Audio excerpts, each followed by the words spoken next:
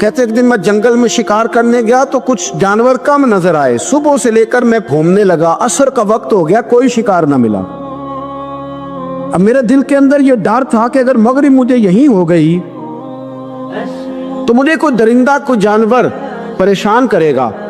इसी परेशानी के आलम में मैं दाएं बाएं देख रहा था कि हरनी का एक बच्चा मुझे नजर आया। मैंने झट से वो हरनी का बच्चा ही उठा लिया कि आज यही शिकार करूंगा। कहते मैंने उसे घोड़े के आगे रखा, अपने आगे गर्दन की जानिब, और मैंने घोड़े की लगामें तेजी से घुमाई कि सर पट घोड़ा दौड़ाया ताकि मगरिब से कबल मैं शहर में पहुंच जाऊं, ये जंगल का इलाका गुजर जाए। कहते मैं बड़ी गर्मी थी, बड़ी प्यास लगी, पर पानी ना पिया ना घोड़े को पिलाया। सर पट दौड़ाया इस डर से कि कहीं ऐसा ना हो कि मैं जंगल में मुझे शाम हो जाए। कहते हैं जब मैं शहर से बाहर पहुंच गया तो मगरिब का वक्त भी शुरू हो गया। कहते अभी मैं पहुंचा ही था, मैंने वहाँ घोड़े को रोका, खुद भी पानी पिया, जानवर को भी पिलाया। कहते ज़रा मैंने आँख उठा के देखा तो जिस हरनी का मैं बच्चा लाया था वो भी दौड़ती हुई मेरे पीछे आ गई। कहते वो पीछे मेरे खड़ी है, पता नहीं कहाँ से बेचारी दौड़ी। मेरा तो घोड़ा था और मैंने तो सांस भी नहीं लिया। 1.5 घंटा 2 घंटे में भगाता लाया इस जल्दी में के बाहर आना है। कहते पलट के देखा तो उसकी सांस फूली हुई हरनी की और ललचाई नजरों से मुझे देख रही है। दिल के एक कोने से आवाज आई कि आज तो 2 शिकार हो गए। बच्चा तो पकड़ा ही, इसकी माँ को भी काबू करता हूँ ताकि डबल शिकार हाथ आएगा। कहते हैं फिर अंदर से मेरा दर्द बोला, अंदर से मेरा रहम बोला, एक माँ अपना बच्चा लेने आई है और इस तरह तो उसे तकलीफ नहीं दी जा सकती कि उसे ब्लैकमेल करके माँ को भी रख लिया जाए। कहते हैं जब मैंने उस हरनी की तरफ देखा तो उसकी नजरों में सवाल था, उसकी नजरों के अंदर सवाल था, कुछ मांग रही थी। कहते मैंने उस बच्चे की पुश्त पर हाथ फेरा, फिर मैंने बच्चा छोड़ दिया। कहते उसने पहले बच्चे को बाजुओं में लिया, फिर अपनी जुबान से अपना बच्चा चाटने लगी। कहते हैं फिर वो जब जंगल की तरफ जाने लगी तो एक दफा उसने मेरी तरफ देखा, दूसरी दफा उसने आसमान की तरफ देखा। जिंदगी में मुझे इतना सुकून कभी नहीं आया था जितना आज आया। कहते मैं घर गया, इशा की नमाज पढ़ी, पावुजू मैं बिस्तर पे लेट गया। लोगों मेरे नसीब देखो, मुझे मदीने वाले महबूब का दीदार नसीब हुआ। रसूल करीम अलैहिस्सलाम मेरी ख्वाब में आए, मैं रोने लगा। घर महक उठा, फूल खिलने लगे, खुशबुएं बिखरने लगी। कहते महबूब करीम तशरीफ लाए और क्या खूबसूरत जुमला है, अगर तुझे बादशाह बना दिया जाए तो इंसानों के साथ भी इसी तरह रहम करेगा ना जिस तरह आज हरनी के साथ किया है। अगर तुझे बादशाह बनाया जाए तो रवैया यही रखेगा या बदल जाएगा। कहता मैं रो पड़ा, मैंने कहा यार सुल्ला मैं तो गुलाम बनने के भी काबिल नहीं तो बादशाह कैसे बनूंगा। फरमाया तेरी आज की अदा बड़ी पसंद आई है, अर्श के मालिक ने तुझे बादशाह बनाने का फैसला कर लिया। तेरी ये अदा बड़ी भाई है, बड़ी पसंद आई। फरमाते एक हरनी के बच्चे पे रहम खाया था, रब करीम ने मुझे बादशाही अता फरमा ली। हम ना सियासत से बादशाही लेना चाहते, सियासतदानों के अपनी जेब से इश्तिहार छपवा के बादशाही लेना चाहते, डेरा बना के बादशाही लेना, ना ना ना। बादशाही तो रहम करने से मिलती, बादशाही तो शफकत करने से मिलती, बादशाहियाँ तो अल्लाह की मखलूक से प्यार करने से मिलती। वो शख्स कहता है कि मेरा ज़रूरत ये था कि 4-5 दिनार मिलेंगे तो इमाम हुसैन फरमाने लगे थोड़ी देर बैठ जा, रिज़्क आ रहा है। तो इमाम हुसैन को हुकूमत वक्त की तरफ से ना 5 थैलियाँ मिली जिसमें एक थैली में 500 अशरफियाँ थी। 5 थैलियाँ आई, लेकिन उसको आने में ना ज़रा देर हो गई।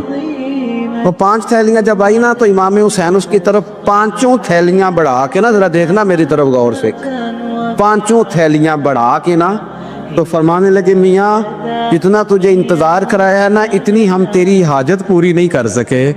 तो ये ना महसूस करना कि हुसैन के दरवाजे पे बैठा भी रहा हूँ तो मिला क्या है, ये ना महसूस करना। वो शख्स कहता है जब मैंने वो थैलियाँ खोली और फिर मेरी नज़र इमाम हुसैन पे पड़ी तो मेरे अंदर से आवाज़ आई अगर हुसैन इब्ने अली इतने सखी हैं तो मोहम्मद अरबी कितने सखी हो।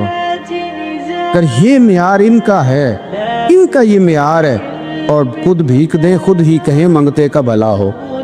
खुद कहने लगे जितना इंतज़ार कराया है उतनी तेरी मदद कर सके। ये सखावत का मियार था, ये तरीका था। एक दफ़ा सैयदना इमाम हुसैन रज़ी अल्लाह तआला अन्हु के घर के अंदर ना 5000 दिनार आए। مسجد میں تھے، آپ کو 5000 دینار ملے تو امام زین العابدین کہتے ہیں کہ مسجد سے لے کر گھر آنے تک امام حسین نے 5 کے 5000 اللہ کے راستے میں خیرات کر دی۔ فرماتے میں نے کہا ابا جی 5 دینار کی گھر میں ضرورت تھی، مالاں والے سخی نہیں ہوندے تے سخیاں کل مال نہیں ہوندا، ایتھے اوتھے دوویں جہان نہیں، سخی کنگال نہیں ہوندا۔ کہا ابا جی 5 دینار کی گھر میں ضرورت تھی، تو کہتے ہیں مجھے فرمانے لگے بیٹا یہ جن کو میں نے دیا ہے نا یہ گھر کے لیے ہی دیا ہے، یہ گھر کے لیے ہی دیا ہے، جن کو دیا ہے تمہارا کیا خیال ہے یہ باہر خرچ ہوا ہے، یہ گھر کے لیے ہی ہے۔ اس لیے کہ جب انسان دوسروں پر شفقت کرتا ہے تو اللہ اس کے گھر پہ رحمت فرماتا ہے۔ امام حسین کے مزاج میں پہلی بات میں نے ذوق عبادت کی عرض کی، دوسری بات عرض کر رہا ہوں کہ صحابہ حضرت اسامہ بن زید بڑے پیارے ہیں میرے نبی کریم کے، بڑے پیارے۔ حضرت اسامہ بن زید کے بارے میں سیدہ عائشہ صدیقہ فرماتی ہیں ان کے ناک سے اگر ریٹھ نکلتی تھی تو اللہ کے رسول اپنے دست مبارک سے صاف کر دیتے تھے، اور سرکار فرماتے تھے کہ اگر اسامہ لڑکی ہوتا نا، ان کے غلام کے بیٹے تھے حضرت زید بن عارث، اگر یہ لڑکی ہوتا میں اسے زیور پہناتا۔ بڑے پیارے تھے، لیکن جب ان کا آخری وقت آیا نا تو 60,000 دینار کا قرضہ تھا، رشتہ داروں سے کہا، دوستوں سے کہا، یاروں سے کہا، اور قرض ادا نہیں ہو رہا تھا۔ حضرت اسامہ بن زید کہتے ہیں بڑا پریشان تھا۔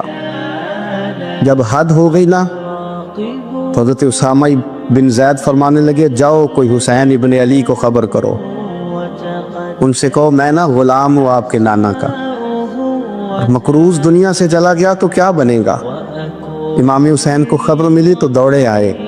لاجپال اس پیر کو نہیں کہتے کہ تگڑا نذرانہ لے کے تو ماتھا چوم لے، لاجپال تو اس کو کہتے ہیں کہ جب ضرورت پڑے تو وہ سر پہ موجود ہو۔ حضرت سیدنا امام حسین تشریف لائے تو جناب اسامہ بن زید رو پڑے، کہنے لگے حضور میں نے نا غلامی کی ہے آپ کے نانا کی، اور اس غلامی پہ ناز ہے، اب 60,000 دینار کا قرضہ لے کے دنیا سے جاؤں گا تو میری قبر پہ بوجھ رہے گا۔ امام حسین خادم کو بھی کہہ سکتے تھے جاؤ گھر پیسے پڑے ہیں لے آؤ، امام حسین خود گئے، چادر روڑ کے تو اس کی اوٹ میں بکل میں 60,000 دینار چھپا کے لائے، اور جناب اسامہ بن زید کے سامنے رکھ کے کہنے لگے اسامہ یار پیسے رات کو ہی آئے تھے، میں سوچ رہا تھا مجھے تو ضرورت نہیں، اللہ نے کس کا نصیب میرے گھر میں بھیج دیا، مجھے تو حاجت ہی نہیں تھی، اب پتہ چلا پیسے تیرے تھے، اللہ نے حسین کی ڈیوٹی لگائی ہے کہ جا کے دے آ۔ حضرت اسامہ بن زید رو پڑے، فرمانے لگے اللہ آپ کو بہترین صلہ عطا فرمائے۔ امام بڑا ہی پیار کرتے تھے، گھوڑے پہ جا رہے تھے، کچھ فقیر غریب لوگ بیٹھ کے روٹی کھا رہے تھے، کھا رہے تھے سڑک کے کنارے، تو امام زین العابدین فرماتے ہیں کہ جب امام حسین گزرے تو انہوں نے آواز دی حضور دل کرتا ہے ہمارے ساتھ بیٹھ کے روٹی کھائیں۔ کائنات کے مالک و مختار کے نواسے اور دنیا کے سب سے بڑے شہزادے گھوڑے سے اترے اور غریبوں کے ساتھ سڑک پہ بیٹھ گئے، روٹی کھانے لگے اور دیر تک کھاتے رہے، اور جب فارغ ہو گئے تو فرمانے لگے کھانے کی ضرورت بھی نہیں تھی، حاجت بھی نہیں تھی، پر تم نے آواز دی تو دل رکھنے کو بیٹھ گیا تھا، اگر اجازت دے تو چلا جاؤں۔ یہ مزاج تھا، یہ طبیعت تھی۔ آپ کے ایک بھائی ہیں چھوٹے، حضرت محمد بن حنفیہ نام ہے، حضرت مولا علی شیر خدا رضی اللہ تعالیٰ عنہ کی دوسری بیوی سے۔ ایک دن حضرت امام حسین ان کے گھر میں بیٹھے تھے تو کسی بات میں نا اختلاف رائے ہو گیا، تو امام علی مقام ناراض ہو گئے، فرمایا آج کے بعد تیرے گھر نہیں آؤں گا، رومال اٹھایا چلے گئے۔ لوگوں نے حضرت محمد بن حنفیہ رضی اللہ تعالیٰ عنہ سے کہا حسین تو ناراض ہو گئے، کبھی نہیں آئیں گے۔ آپ فرمانے لگے بھائی تمہارا ہے کہ میرا؟ جی بھائی تو آپ کے ہیں۔ فرمایا اگر کہو تو چند منٹوں میں حسین واپس آئے۔ جناب ناراضگی ہو گئی ہے۔ فرمایا ناراضگی ہوئی ہے پر میں اس کے دل کی نرمی کو تو جانتا ہوں، اس کے مزاج کے اندر جو محبت ہے اس سے تو ابھی آئے۔ کہا جناب وہ کیسے؟ فرمانے لگے دیکھنا ذرا۔ تو امام حسین نے خط لکھا، حضرت محمد بن حنفیہ نے رکا لکھا، کہنے لگے حسین میرے باپ کا نام بھی علی ہے اور آپ کے باپ کا نام بھی علی ہے، پر ایک فضیلت ایسی ہے جس میں آپ کا مقابلہ نہیں کر سکتا، وہ یہ ہے کہ آپ سیدہ فاطمہ الزہرا کے لال ہیں، اب محمد مصطفیٰ علیہ السلام کے نواسے ہیں۔ کہنے لگے भाई जान, आपने नाना जान की वो हदीस तो सुनी होगी कि दो लोग नाराज हो जाएं तो जो सुलह पहले करे जन्नत में पहले जाएगा। फरमाने लगे दिल मेरा कर रहा था कि पहले सुलह कर लूं, लेकिन फिर बड़े भाई को पुश्त करूंगा जन्नत में जाते हुए, ये भी तो बेअदबी है ना। अब खत मैंने लिख दिया है, आपका जो इरादा हो। इमाम हुसैन ने खत पढ़ा तो आंखों में आंसू आ गए। फिर से रुमाल उठाया, बच्चे पूछने लगे कहाँ जा रहे? कहा भाई के घर जा रहा। कहा आप तो नाराज थे। फरमाया था नाराज, पर है तो मेरा भाई ना। हो गई बात खत्म। बड़ी दिल में नरमी, तबीयत में सोज, लहजे में गुदाज। हजरत अमीर माविया रदी अल्लाह ताला अन्हु ने एक शख्स को भेजा मदीना मुनव्वरा शाम से, तो उसने कहा मैंने इमाम हुसैन से मिलना है, तारुफ क्या है? जनाब अमीर माविया फरमाने लगे मस्जिद नबी में जाना जिसके गिर्द लोग सबसे ज्यादा अदब से बैठे हों, और जिसकी बातें सबसे ज्यादा मीठी हों, और जिसकी नजरें सबसे ज्यादा झुकी हों, और जिसके चेहरे पर तुम्हें सबसे ज्यादा वकार नजर आए, वही अली के बेटे हुसैन होंगे। जो सबसे ज्यादा तुम्हें वहां माहौल के अंदर जो शख्स नजर आए, पूछने की जरूरत नहीं पड़ेगी। वो शख्स कहता मैं मदीने आया तो मैंने वाकई एक शख्स को देखा, शहद के गिर्द मक्खियों का इतना हुजूम नहीं होता जितना इमाम हुसैन के गिर्द रसूलुल्लाह के गुलामों का हुजूम था। लेकिन नजरें झुकी हुई, बातें मीठी, लहजा गुदाज गुदाज, लफ्जों में रानाई। और लोग कई बातें पूछते तो अली के साहिबजादे एक का जुमला बोलते तो लगता ये कि वो जुमला सीधा दिल में उतरता चला जाता है। इमाम अली मकाम के किरदार में ना कुछ बातें बड़ी ज्यादा थी, बहुत ज्यादा थी। बड़ा हुस्न था। एक बात तो ये थी इमाम हुसैन रदी अल्लाह ताला अन्हु का इल्म फजल बड़ा कमाल का था। एक दफा सहाबा में मसला बन गया कि बच्चा पैदा होता है तो इसका वजीफा कैसे लगाना है। इमाम हुसैन का इल्म फजल बता रहा हूँ, इल्म फजल।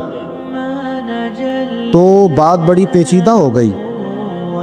हजरत अब्दुल्लाह इब्न जुबैर के पास लोग आए, कहने लगे कि आप बड़े साहिब इल्म फजल हैं, आपने हुजूर अलैहिस्सलाम के साथ वक्त गुजारा है, तो मसले को हल करें कि बच्चा पैदा होने के बाद हुकूमत अगर वजीफा लगाएगी तो कब लगाएगी। जब बहस तूल पकड़ गई, मसला हल नहीं होता था, तो हजरत अब्दुल्लाह इब्न जुबैर कहने लगे हमसे नहीं हल होगा। एक बंदा है जिसके सीने में रसूलुल्लाह सल्लल्लाहु ताला अलैहि वसल्लम के नूर नबूवत का फैजान है, वो ये मसला हल करेंगे। तो कहा वो कौन से? आप फरमाने लगे जब हमसे मसाइल हल नहीं होते तो हम उनके इल्म से फायदा उठाते हैं। कहा कौन है? कहा जनाब इमाम हुसैन। तो लोग हजरत इमाम हुसैन के पास गए। कहा हजरत ये एक मसला उलझ गया है कि बच्चा पैदा हो तो वजीफा कब लगाना है। फरमाया उलझने वाली बात ही कोई नहीं, पैदा होने के बाद जब वो पहली दफा आवाज निकाले तो उसका वजीफा लगा दो। इसका मतलब ये है कि वो दुनिया में आ गया है, उसने अपने आने का इजहार कर दिया है, ऐलान कर दिया है, अब उसका वजीफा लगा दो। तो इस पर फिर सहाबा का इत्तेफाक हो गया। इमाम हुसैन के इल्म से, फजल से लोग फैज़ उठाते थे। हजरत सैयदना इमाम हुसैन की शहादत के बाद हजरत अब्दुल्लाह इब्न जुबैर रज़ियल्लाहु ताला अन्हु ने कातिलाने हुसैन से खिताब किया और फरमाने लगे अल्लाह की कसम तुमने उस शख्स को शहीद किया है जो रातों को लंबे लंबे क़याम करता था, और तुमने उस शख्स को शहीद किया है जिससे मैं दिन में जब भी मिलता था तो वो रोजे से होता था। तुमने उस शख्स को शहीद किया जो कायमुल लैल था, साइमुद दहर था, उस शख्स को तुमने शहीद किया। आपको पता है मैदान करबला में जब 9 मुहर्रम को इब्न साद ने इमाम हुसैन से कहा कि जंग करो, अगर यजीद की बैत नहीं करनी, तो इमाम हुसैन ने फरमाया एक रात की मोहलत दे दो, एक रात की मोहलत दे दो। हजरत इमाम ज़ैनुल आबिदीन कहते हैं मैंने अपने वालिद गिरामी से अर्ज़ की कि अब्बा जी आप जिहाद से दूर जाने वाले तो हैं नहीं, आप तो जिहाद से प्यार करने वाले, और ये भी पता है मुझे कि ये जंग अब हो के रहेगी, तो एक रात की मोहलत लेने का माना क्या है? भाई कल भी लड़ना है और रात भी लड़ना है, तो अब्बा जी एक रात की मोहलत। तो सैयदना इमाम हुसैन रज़ियल्लाहु ताला अन्हु फरमाने लगे बेटा रात की मोहलत इसलिए ली है कि मैं आज रात खुल के अपने रब की इबादत कर लूँ, मैं इस्तिग़फ़ार कर लूँ, मैं लंबे सजदे करूँ। और कहा ज़ैनुल आबिदीन तो जानता है ना कि मुझे नमाज से, तिलावत से, दुआ से और इस्तिग़फ़ार से बड़ा प्यार है, रसूल करीम अलैहिस्सलाम ने फरमाया, जामे तिरमिजी में मौजूद है, फरमाया मैं जा रहा हूँ पर तुम्हें दो बड़ी भारी बड़ी वजनी चीजें दे के जा रहा हूँ। सिहा सित्ता की रवायत, दो वजनी चीजें तुम्हारे बीच छोड़ के जा रहा हूँ, अगर इनको थाम के रहोगे तो कभी गुमराही तुम्हारे पास नहीं आएगी। या रसूलल्लाह वो कौन कौन सी? फरमाया एक अल्लाह की किताब दे के जा रहा हूँ और दूसरा अपना ख़ानदान दे के जा रहा हूँ। अगर अहले बैत नबुव्वत को थामे रहोगे, हमारे बुजुर्गों ने लिखा है कि ये जो हुजूर ने किताबुल्लाह और फिर अपनी अहले बैत का तज़किरा फरमाया, तो इसका मतलब ये है कि थ्योरी देखनी हुई तो कुरान देखना, और प्रैक्टिकल देखना हुआ तो अली और फातिमा को देखना, हसन और हुसैन को देखना, इनको देखना। नबी करीम अलैहिस्सलाम के अहले बैत मिनारा नूर हैं, इनकी मोहब्बत, इनका प्यार क्यों भला? इसलिए कि ये वो खूबसूरत लोग हैं जिनको खुद मेरे नबी पाक ने तराशा है। इनकी सीरत में जितने रंग हैं वो रसूल करीम ने खुद भरे। इनकी एक एक बात का ख्याल नबी पाक ने रखा है। हुजूर ने आज खुद इन्हें अपनी सोहबत अता की है। ज़्यादा दूर नहीं था, सैयदा फातिमा का घर मस्जिद नबवी के साथ था। अल्लाह के रसूल दिन में 2 दफ़ा जाया करते थे। फिर भी कभी कभी फरमाते, फातिमा मेरा दिल करता है आज मैं रात तेरे घर में क़याम करूं। तो सैयदा फातिमा ज़हरा फरमाती हैं कि आमिना के लाल इस तरह भी मेरे घर में क़याम करते थे कि हुजूर चारपाई पे लेटते थे तो एक कंधे पे इमाम हसन का सर होता था और दूसरे पे इमाम हुसैन का सर अक़दस होता था। और फरमाती हैं रात को कभी हसनैन करीमैन दूध मांगते तो मैं उठती दूध देने के लिए, तो हुजूर फरमाते लेट जाओ, आज मेरे साथ सोए हैं तो दूध भी मैं ही पिलाऊंगा। तो महबूब उठते उनके लिए दूध लाते बर्तन से निकाल के। हुजूर ने उन्हें वक्त दिया और फिर उनकी छोटी छोटी चीज़ों का ख्याल रखा। सही बुखारी में मौजूद है। तरबियत पर तवज्जो दी। इमाम हुसैन तशरीफ़ लाए, अभी उम्र मुबारक 7 साल के करीब थी। मस्जिद नबवी में सदके की खजूरों का ढेर लगा हुआ था। छोटा बच्चा जो होता है नाबालिग, उस पर शरीयत के अहकामात नहीं आते। सदके की खजूरों का ढेर था मस्जिद नबवी में। ये तरबियत है, ये ट्रेनिंग है जो अल्लाह के महबूब ने खुद उन्हें अता फरमाई। सदके की खजूरों का ढेर था। इमाम हुसैन हुजूर के साथ आए तो इमाम अली मकाम ने ना एक खजूर उठा के मुंह में रख ली। शारहीन ने लिखा है लगता यह है कि कई दिनों की भूख थी, क्योंकि ये फाका अहले बैत का बड़ा महबूब है। मजबूर नहीं थे, वो तो खजानों के मालिक थे, पर गरीबों से मोहब्बत की वजह से फाके किया करते थे। ये उनकी पसंद है फाका करना।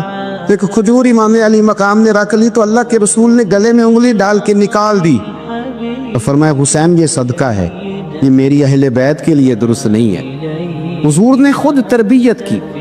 और फिर सैयदा फातिमा ज़हरा ने ना अपने बच्चों को तराशा, उन पर मेहनत की। मैं अक्सर गुजारिश करता हूँ दोस्तों से, मैं कहता हूँ करबला का वाकया कोई हादसाती नहीं है, इसके पीछे पूरी एक लॉजिक है, इसके पीछे पूरा एक फ़लसफ़ा है। ऐसे ही कोई आदमी 3 दिन भूखा प्यासा रह सकता है।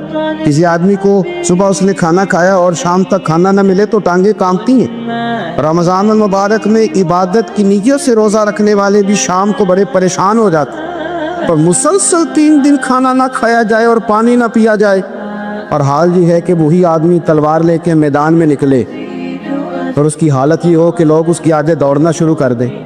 हजारों की फौजें ताब ना ला सके। अली का घर भी वो घर है कि जिस घर का हर एक बच्चा जिसे देखो वही शेरे खुदा मालूम होता है। ये कोई आसान है? इसके पीछे पूरी एक इसके पीछे फलसफा है। इमाम राजी की तफसीर कबीर देखिएगा। हजरत इमाम हुसैन की वो शख्सियत थी कि मिशकात में हदीस है, नबी पाक सल्लल्लाहु तआला अलैहि वसल्लम की चच्ची जनाब उम्मे फजल सुबह सुबह घबराई हुजूर की बारगाह में आई। अर्ज़ की या रसूलल्लाह सल्लल्लाहु अलैहि वसल्लम, आज मैंने अजीब ख्वाब देखा है, मैं डर गई हूँ। हुजूर ने फरमाया चची क्या देखा? अर्ज़ की हुजूर मैंने देखा है कि आपके वजूद का गोश्त का एक टुकड़ा कट के मेरी झोली में आ गया। हुजूर ये क्या है? तो महबूब ख्वाब सुन के मुस्कुराए, फरमाया चची ये परेशानी वाला ख्वाब नहीं, ये तो खुशी वाला ख्वाब है। अल्लाह फातिमा को बेटा अता करेगा और वो तेरी गोद में खेला करेगा। चूंकि वो मेरे वजूद का टुकड़ा होगा लिहाजा ख्वाब तुझे ये आई है। तो इमाम हुसैन पैदा हुए, इमाम हसन की उम्र अभी 11 महीने। तो नबी पाक ने इमाम हुसैन को जनाबे उम्मे फजल अपनी चची की गोद में दे दिया कि फातिमा के लिए दोनों बच्चे संभालना मुश्किल होगा।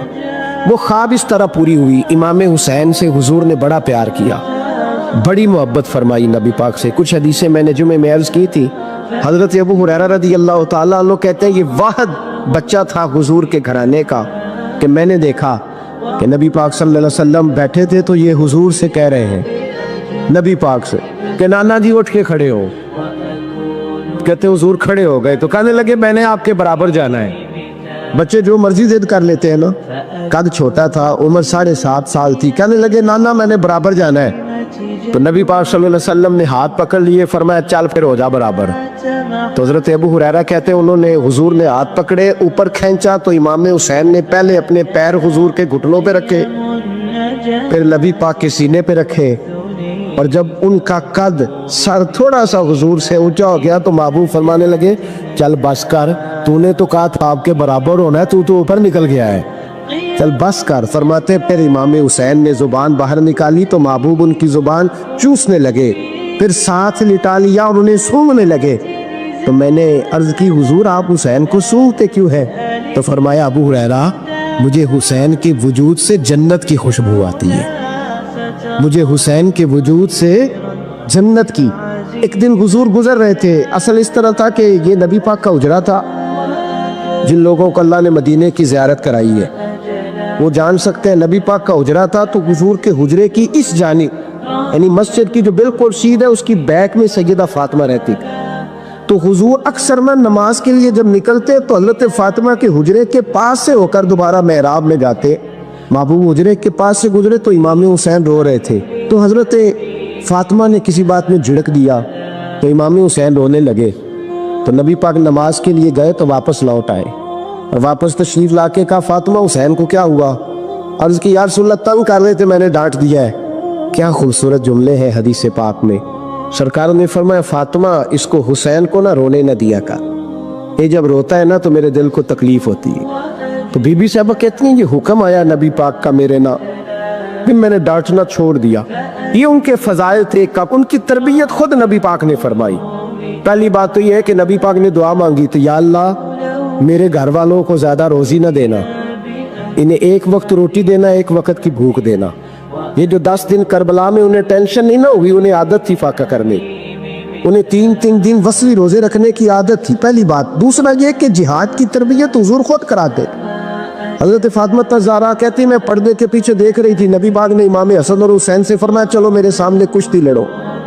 تو دونوں حضرات آپس میں جب کشتی لڑنے لگے تو نبی پاک نا امام حسن کو کہتے حسن حسین کو ٹانگوں سے پکڑو، حسن حسین کو پیچھے سے پکڑو. جب نبی پاک بار بار امام حسن کو بتا رہے تھے تو سیدہ پیچھے سے بول پڑی، کہنے لگی یا رسول اللہ آپ چھوٹے کو بتائے آپ بڑے کو بتا رہے. بڑا تو پہلے 11 مہینے بڑا ہے تو آپ چھوٹے کو بتائے بڑے کو بتا رہے. تو فرمایا فاطمہ تو چپ کرنا، جو میں دیکھ رہا ہوں تو نہیں نہ دیکھ رہی، ایک کو میں بتا رہا ہوں دوسرے کو جبریل امین بتا رہے ہیں. لیکن اس کے ساتھ ساتھ امام حسین رضی اللہ تعالیٰ عنہ کا جذبہ جہاد، امام حسین کی استقامت. آج لوگ ادھر ہوتے ہیں جس طرف ہوا کا رخ ہوتا ہے. آج لوگوں کی سوچوں کا زاویہ یہ ہے کہ جدھر رش زیادہ ہوگا ہم بھی ادھر جائیں گے. ہم یہ نہیں دیکھتے حق کس طرف ہے، ہم یہ دیکھتے ہیں رش کس طرف ہے. امام حسین رضی اللہ تعالیٰ عنہ نے رش نہیں دیکھا، حق دیکھا. امام حسین رضی اللہ تعالیٰ عنہ استقامت کے وہ پہاڑ ہیں، معمولی آدمی نہیں تھے. فرزق شاعر کہتا ہے کہ میں نے امام حسین سے کہا تھا، میں نے کہا لوگوں کی تلواریں یزید کے ساتھ ہے پر دل آپ کے ساتھ ہے، دل آپ کے ساتھ ہے. امام حسین رضی اللہ تعالیٰ عنہ نے زمانے کے حالات نہیں دیکھے، حق اور سچ دیکھا. جتنی چیزیں انسان کو کمزور کر سکتی ہیں وہ ساری امام حسین پہ طاری کی گئی. جتنی چیزیں وطن چھوڑنا کتنا کو مشکل ہوتا ہے. شالا پردیسی کوئی بھی نہ تھی وے ککھ جنا تو پارے. حضرت سلطان باؤ فرماتے ہیں بچو پردیسی ہونا کوئی آسان ہے؟ جس آدمی کا کسی چھوٹے سے گاؤں میں بھی مکان ہو چھوڑنا پڑ جائے تو روتا ہے. تو مجھے بتاؤ جس نے اپنا سارا بچپن مدینے میں گزارا ہو، آج جو ایک ہفتہ مدینے رہ کے آتے ہیں ان سے واپس نکلنا مشکل ہوتا ہے. لیکن امام حسین حق کا رستہ تھا، وطن کی قربانی دی، اور معمولی وطن نہیں مدینے جیسا وطن. اور جب کھڑے تھے نا امام حسین رضی اللہ تعالیٰ عنہ رجب میں نکل رہے تھے مدینے سے، تو کوئی شاعر کہتا ہے دور کھڑے ہو کے انہوں نے گویا کہا تھا آقا تیرے کرم کے خزینے کی خیر ہو، میں جا رہا ہوں تیرے مدینے کی خیر ہو۔ امام حسین نے وطن چھوڑا، کوئی لغزش نہیں پیروں میں، کوئی نہیں، شہزادوں والی زندگی تھی، مسجد نبوی کے امام تھے، نبی کریم علیہ السلام کے روضہ اطہر پر تشریف رکھتے تھے، زمانہ حیا کرتا، شان و شوکت تھی، پر حق کے لیے چھوڑا، نکل کر خانقاہوں سے ادا کر رسم شبیری، اور پھر بڑا مشکل ہوتا ہے۔ اس شخص کے ساتھ بچے اور عورتیں ہوں، وہ تو یہ کہہ کے لڑائی سے جان چھڑاتا ہے کہ میرے ساتھ فیملی ہے، نہ ہوتی تو تجھے بتاتا، پر امام حسین کو اولاد بھی کمزور نہیں کر سکی، عورتوں کا ساتھ ہونا کمزور نہیں کر سکا۔ پھر امام علی مقبوق کتنا مشکل کام ہے۔ آج لوگ کہہ نہیں دیتے کہ میں تو اس لیے گناہ کرتا ہوں کہ رشوت اس لیے لے لیتا ہوں کہ بچے چھوٹے ہیں۔ 10 دنوں کی کم و بیش سفر، 3 دنوں کی بھوک اور پیاس، پر حق کے رستے میں امام حسین کو کوئی چیز کمزور نہیں کر سکی، اور پھر وہ جتنی باتیں لوگ کہہ سکتے تھے وہ ساری کہیں گئی، ساری۔ اور آ کے عرض کرنے لگا حضور یہ کوئی معمولی دشمن نہیں، یہ وہ ظالم ہیں جو لاشوں پہ بھی گھوڑے دوڑا دیتے۔ تو امام علی مقام فرمانے لگے جو شہادت کا جذبہ لے کے نکلے وہ پھر انجام نہیں دیکھا کرتا، وہ انجام، وہ جتنی چیزیں جو استقامت کے رستے میں آ سکتی ہیں وہ ساری چیزیں رستے میں آئیں، پر امام علی مقام نے کسی چیز کی پرواہ نہیں کی۔ آج کا مسئلہ یہ ہے کہ آج لوگوں میں استقامت نہیں ہے، رات کو کچھ ہوتے ہیں، سویرے کچھ ہوتے ہیں، دوپہر کو کچھ ہوتے ہیں، شام کو کچھ ہوتے ہیں۔ ہمارا کل انداز تکلم کچھ اور ہوتا ہے، صبح کچھ اور ہوتا ہے۔ امام علی مقام میدان میں رہے، ایک میت گھر میں ہو جائے تو کئی دنوں تک آنکھ کھلتی نہیں، ہوش رہتا نہیں۔ سب سے زیادہ مسائل امام حسین نے دیکھے، سب سے زیادہ، اور گھوڑے پر بیٹھنے سے پہلے ساری تکلیفیں آپ دیکھ چکے تھے۔ باپ کا جنازہ اٹھانا آسان ہوتا ہے، بیٹے کا جنازہ اٹھانا بڑا مشکل ہوتا ہے، پر امام حسین نے بیٹوں کے جنازے اٹھائے۔ حضرت علی اصغر کی لاش کو امام حسین نے اپنے دست مبارک سے دفن کیا، اور جناب علی اکبر کی میت کو جب آپ اٹھا کے لا رہے تھے تو سیدہ زینب فرماتی ہیں کہ مجھے یوں کبھی لگتا تھا حسین کا قد بڑا ہے اور کبھی لگتا تھا علی اکبر کا قد بڑا ہے، اور فرماتی ہیں کہ پھر حضرت قاسم بن حسن کو بھی وہ اٹھا کے لائے، اور جناب عباس کے وجود سے الگ ہونے والے بازو انہوں نے لا کے حضرت عباس کے وجود کے ساتھ بھی رکھے۔ انہوں نے یہ سارا منظر دیکھا، لیکن جب حسین ابن علی اپنی دفعہ گھوڑے پہ سوار ہوئے تو لگتا یہ تھا کہ ان سے زیادہ بہادر کوئی نہیں۔ ایک جملہ بھی یزیدی فوج کے سامنے امام حسین نے کمزور نہیں کہا، ایک جملہ بھی، ایک فکرہ بھی کچا نہیں بولا، کہیں بھی کوئی منت نہیں کی، کسی جگہ بھی ان کے پائے استقلال میں کوئی لغزش نہیں آئی۔ جب لوگوں کو پتہ چل جائے کہ اب سامنے موت ہی موت ہے، سوائے اس کے چارہ کچھ بھی نہیں، تو بہت ساری رخصت اور اجازت تو دین بھی دیتا ہے، پر امام حسین کسی جگہ کسی رخصت پر عمل کرتے نظر نہیں آتے، ڈٹ کے بات کی، ڈٹ کے۔ اور پھر جب میدان میں نکلے، اللہ اکبر، تو ابن سعد کہنے لگا کہ اگر 2 کر کے ایک کر کے جاؤ گے تو یہ 45,000 کا لشکر سارا حسین کاٹ ڈالے گا، یک بارگی حملہ کرو گے تو بات، اتنی استقامت، اتنا۔ آج تو لوگ ڈپریشن کے مریض ہیں، آج تو لوگ ٹینشن کے مریض ہیں، ہر دوسری بات میں لوگ کہتے ہیں وہ بڑا، پر کس بات سے؟ مطلب کیا اپنے زندگی میں صرف جاب نہیں مل رہی، صرف بیماری آ گئی، صرف خرچہ نہیں گھر میں بڑا، کس بات کا ڈپریشن؟ امام حسین کی زندگی بتلاتی ہے وہ لوگ بھی کوئی دنیا میں کمال حاصل کر سکتے ہیں جو چھوٹی چھوٹی بات پہ روتے ہیں، مال بھی ہے، جوانی بھی ہے، گھر بھی ہے، مکان بھی ہے، بچے بھی ہیں، عزت بھی ہے، صرف پیسے نہیں، اور انسان ہے کہ آنکھیں نہیں کھل رہی، وہ سمجھتا ہے میں کسی کام کا ہی، فقط پیسے نہیں بس۔ او خدا کے بندو، امام علی مقام نے فرمایا سارا کچھ لٹا کے بھی جو میدان میں کھڑا رہے اسے حسین ابن علی کہا جاتا ہے، اسے حسین ابن علی کہا جاتا ہے۔ حسین ابن علی کی شان رفت کوئی کیا جانے، حسن جانے، علی جانے، نبی جانے، خدا جانے، کون جانے امام علی مقام کا معیار۔ تو امام حسین رضی اللہ تعالیٰ عنہ کی زندگی ہمیں بتاتی ہے کہ ذوق والی عبادت کرو، امام حسین کی زندگی ہمیں بتاتی ہے کہ جب تم سخاوت کرو تو پھر اپنی حیثیت سے بڑھ کر کرو، اور امام حسین کی زندگی ہمیں بتاتی ہے کہ دل میں کسی کے لیے کوئی بات نہ رکھو، صلح کرنے میں پہل کرو، محبتیں کرنے میں آگے بڑھو۔ اور امام حسین کی زندگی ہمیں بتلاتی ہے کہ جب دنیا میں تم نے کچھ کرنا ہے تو پھر ڈٹنا بھی سیکھو، پھر کھڑے ہونا بھی سیکھو۔ یہ نہ دیکھو کہ حالات، امام حسین نے ایک دن بھی حکومت نہیں کی، یزید نے 4.5 سال کی، لیکن قیامت تک دلوں پہ حکومت امام حسین کی رہے گی، امام حسین کی رہے گی، اس لیے کہ ان میں استقامت تھی۔ امام حسین کے ساتھ اس وقت 72 لوگ تھے، لیکن آج کائنات کا ذرہ ذرہ امام حسین کے ساتھ ہے۔ اس کا مطلب ہے وقت لگتا ہے، نظریہ غالب آ ہی جایا کرتا ہے، تو استقامت والی زندگی گزارے۔